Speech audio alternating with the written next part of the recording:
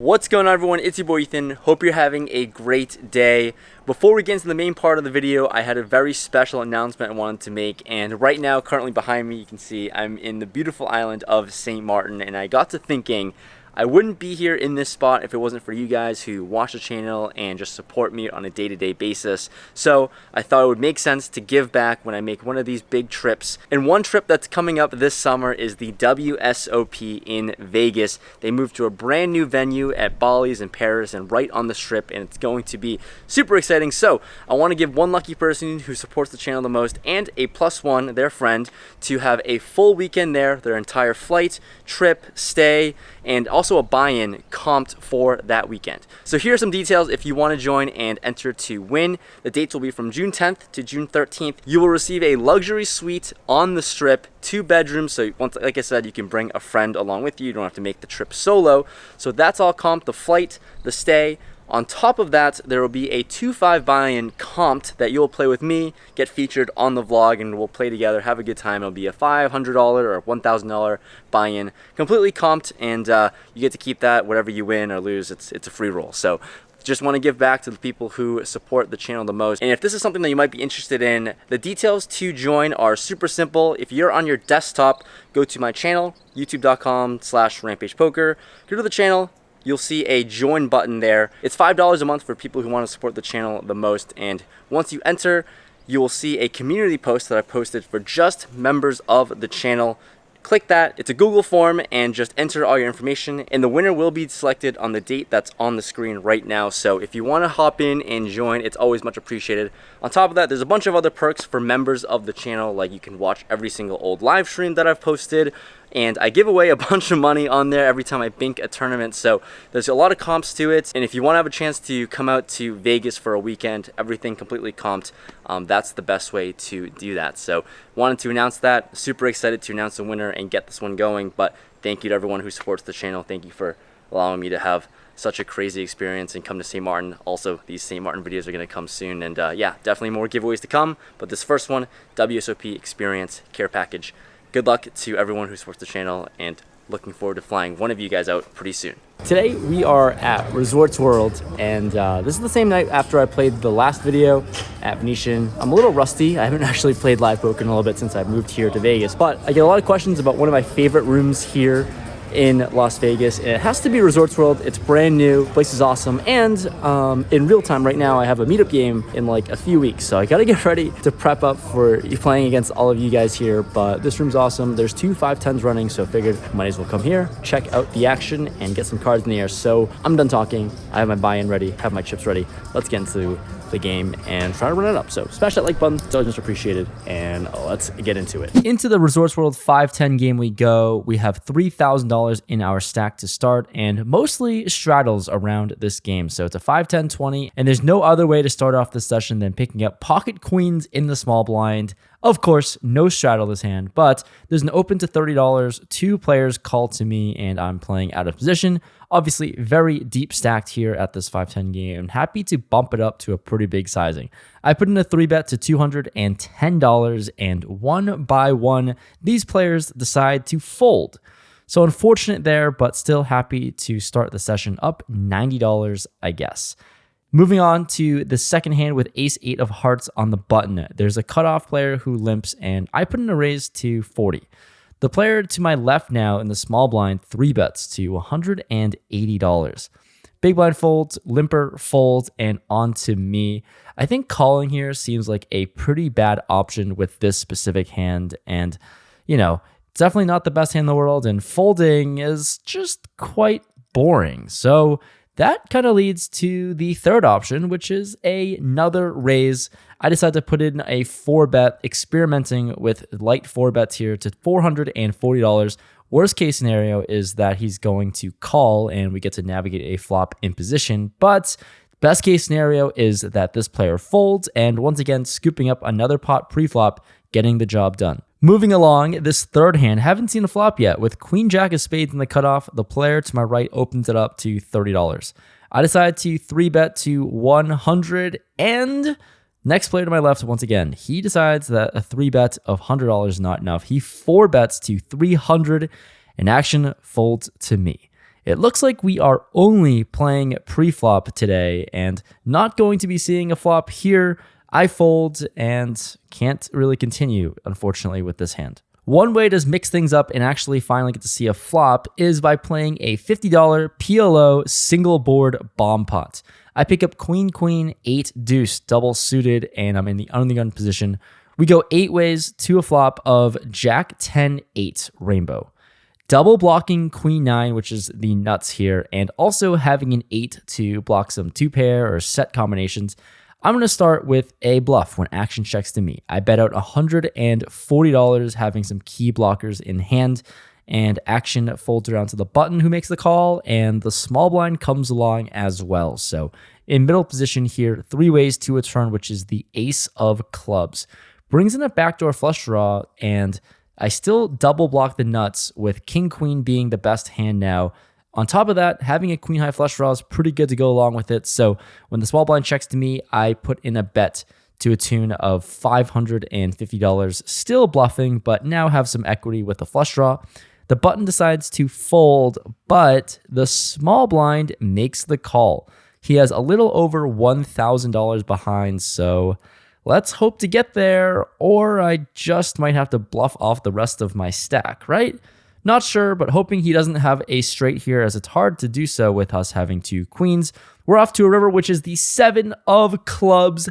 Bink, let's freaking go. Now I have the second nuts, went from bluffing on the flop and turn to having pure value now in the river.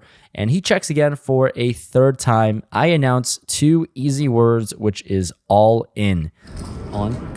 He doesn't look happy with the situation and ultimately ends up folding his cards face up. He had king, queen, and said that if a club came on the river, then he's out. Wow. Pretty sick fold by him, and even sicker that I got there. All around, I am just happy that I won this pot and sucked out. That's one way to play poker, is to bluff and bluff, then obviously suck out on the river. This next spot, we're playing 5-handed now. I pick up pocket 9s in the cutoff and open things up to $30. We get some action as the small blind and big blind calls, so let's go to a flop, which is no other than ace, ace, 9. Got a spade draw out there as well, just flopping a boat. How beautiful is this? When action checks to me, I decide to bet small. I bet out $30, and surprisingly, I get action. Both players like their hand enough on this flop to call, so that's surprising and hoping to see something cool happen. When the turn comes, the 8 of clubs, action checks to me again, and there's a ton of draws on this board, and I'm hoping with another bet that they stick around, hoping to hit it. I bet out $140, but sadly, both of them fold, so pretty surprised at this development here, hoping that one of them would have been sticky with the draw. Unfortunately, that's not the case, but I still scoop in a pot with a full house. All right, it's been smooth sailing so far here at this 5-10 game, and why wouldn't we play 5-10 of spades and the big blind? There's a button open to 30, small blind makes the call, and for only $20 more, let's gamble. I have 2 suited cards, I call as well. We're going to a flop of queen 10, 8 rainbow, and with middle pair here, action checks around, seeing a free turn, which is a 6, a card under our pair, and the small blind bets out $50. Here, I have middle pair here, not the best kicker in the world, obviously, but I don't think I can fold just yet for only 50. The other button player gets out of the way and folds, so we're going heads up to a river, which comes, why wouldn't it be a Bink 10? How sick is this? Now sucking out and knowing we have the nuts, this player bets out $60. Pretty small sizing and not going to be enough for us here. I put in a raise to $210, but to no avail. This player says, nice bet, lets his cards go, and maybe I just had the best hand the whole time. Maybe he was betting an 8 for value, or just made a really nice fold with a pair of queens.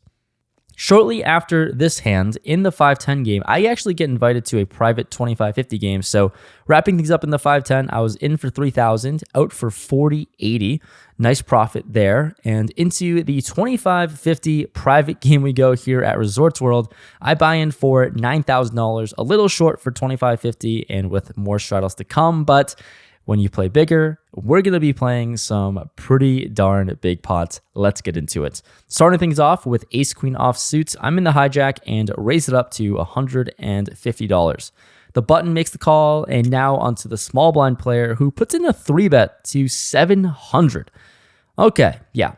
Obviously, these sizings and numbers are much bigger than the 5-10 we were playing, but with ace-queen offsuit, it's a really good hand. I make the call, and the button calls as well, but I do have to let you know that in the real time and in this specific moment, I didn't know the button was in there. So in my mind, I thought we were going to a flop heads up, but obviously it's 3 ways. The flop comes queen 8-6, 2 hearts. Small blind checks to me, and in my mind with top, I decide to bet $650. When I bet the $650, a button player makes the call. Oh, sick. Now I know that he's in here, which is unfortunate. The small blind comes along as well for that price of $650, so now things are developing. Pot's getting pretty big, and we're still going 3 ways to a turn, hoping to not see a heart pretty much, and the turn is the 3 of hearts. Nice. The flush draw gets there, and the small blind player checks it over to me. As played, I don't have a heart in my hand, and I don't really want to bloat up this pot now with just 1 pair. So I decided to check this one as our multi-way, and the button player, he decides to bet out 1,600. Okay. That's fun. When the small blind folds to me, I obviously can't let my cards go just yet. Would be way too nitty to fold top, even with the flush draw getting there. Can't be sure that he has a flush just yet, so gotta expect my hand to still be good here a decent percentage of the time. I make the call here knowing that this player has about $4,000 behind.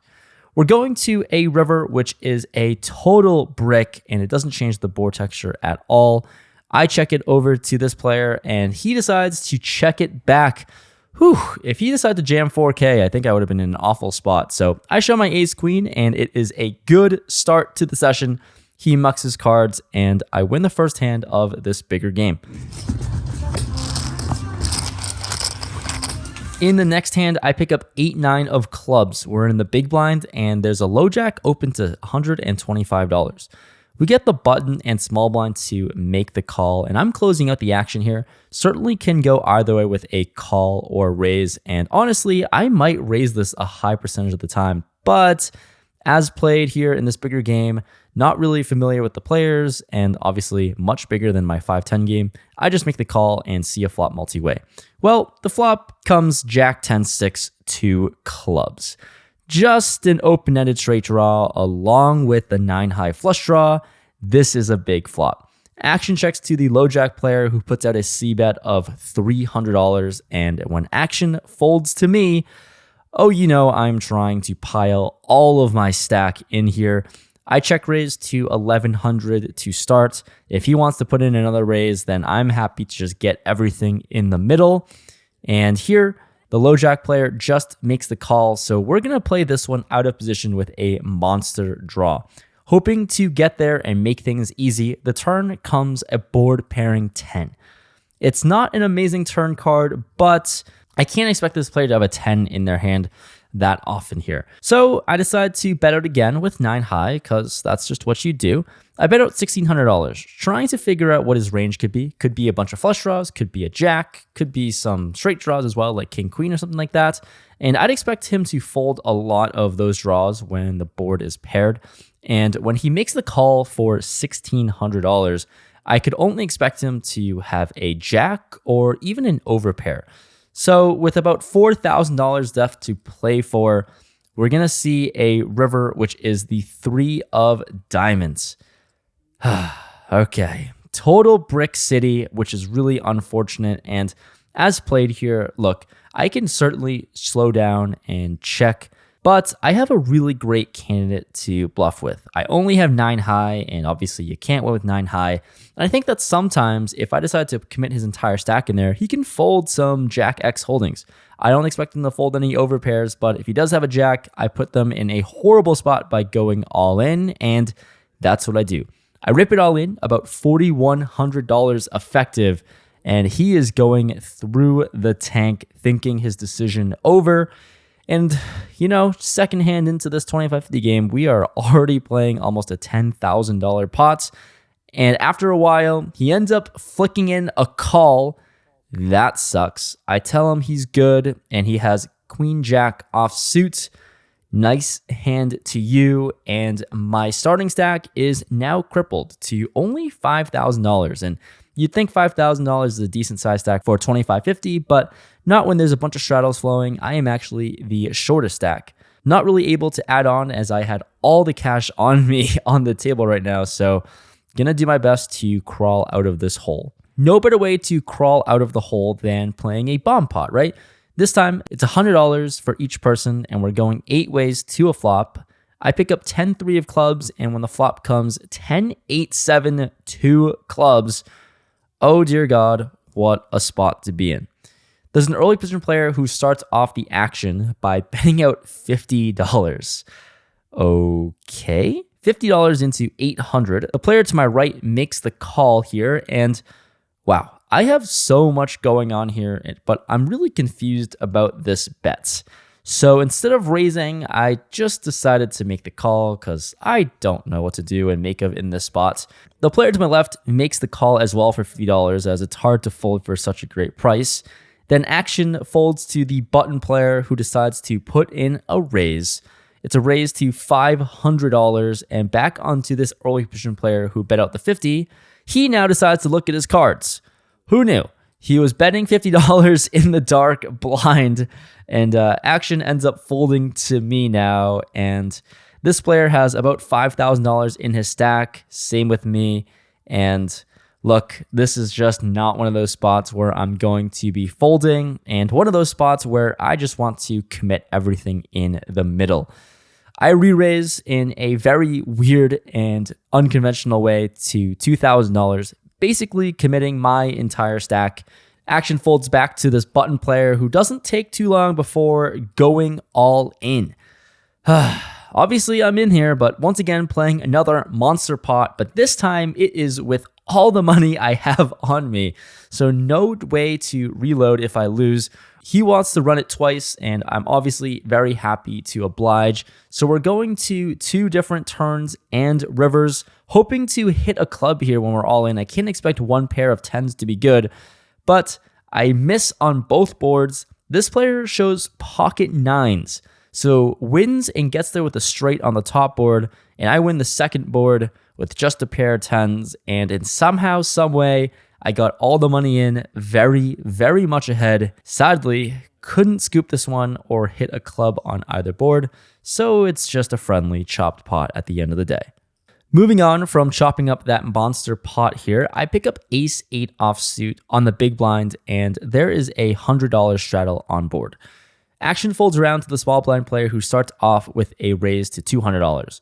Pretty interesting, just facing a min raise essentially. So here with this specific hand, I decided on just making the call, and that entices the straddler to call as well. 3 ways to a flop of 7-5 deuce, 2 hearts. Small blind checks to me, and there's merit to betting here on this 7 high flop, but as played, just gonna check, and the straddler checks. The turn is a board pairing 5, and the small blind checks once again. Here, with all this weakness, there's $600 in the middle, and I certainly want some of those $600. So I throw out a bet of $400. It's a kind of semi-bet to protect ace high that might be good here, or also just start bluffing and fold out hands that beat me. Anyways, the straddler folds, but the small blind is sticky enough to make the call. So we're going heads up, but at least in position to a river, which is the king of hearts. This player checks to me for a 3rd time, and I have no analysis. I just want to win this pot. I haven't won many hands here, and I'm stuck in this big, massive game, so I blast off $1,300, hoping to get a fold out of her, and luckily, she does. She lets it go, and it's nice to get this bluff through. This one might have been a little reckless, a little spewy, but who's complaining? I got the chips pushed my way, and that's my story. Hi, what's up, everyone? This was an interesting adventure, interesting night. I didn't know what I was walking into, but Resorts World turns out they have a 25-50 game. private game that I wasn't sure if I was going to get into or not, but I was able to play for a little bit. Anyways, let's just recap this whole session at Resorts World, because I went to hop into the 5-10 game and played that for a little bit. Was in for 3,000, out for around 40.80. So that was a good profit. That was a good time at 5-10, won like $1,000, which is nice. But then hopped into the 25-50 game. I didn't have enough cash. I wasn't really prepared to play that big, to be quite. No one's really like hopping out of bed like, hey, I'm ready to play 25-50. Didn't think that was a thing, but it was nice to find a game, and happy to hop in, get some footage for you guys, play some pretty freaking big pots. Unfortunately, not a ton of them went my way, so I was in the game for roughly $10,000. I think it was, to be exactly, $10,080. Out of the game for 8,100. So a little bit of an L, minus 1,900. So all in all, I think like I ended up losing $1,000. It is what it is. So there's that. Hopefully I'll be invited back to this 25-50 game, show you guys what it's like in these like high stakes private games. That'd be really cool. So far this 25-50 experiment didn't go my way, but hopefully next time maybe I can win. But thanks so much for watching. Thanks for sticking to the end. This one was a shit show. 5-10, 25-50, everything you can ask for. If you made it to the end, hit that like button, that'd be cool. But signing out for now. See you guys next time. Peace.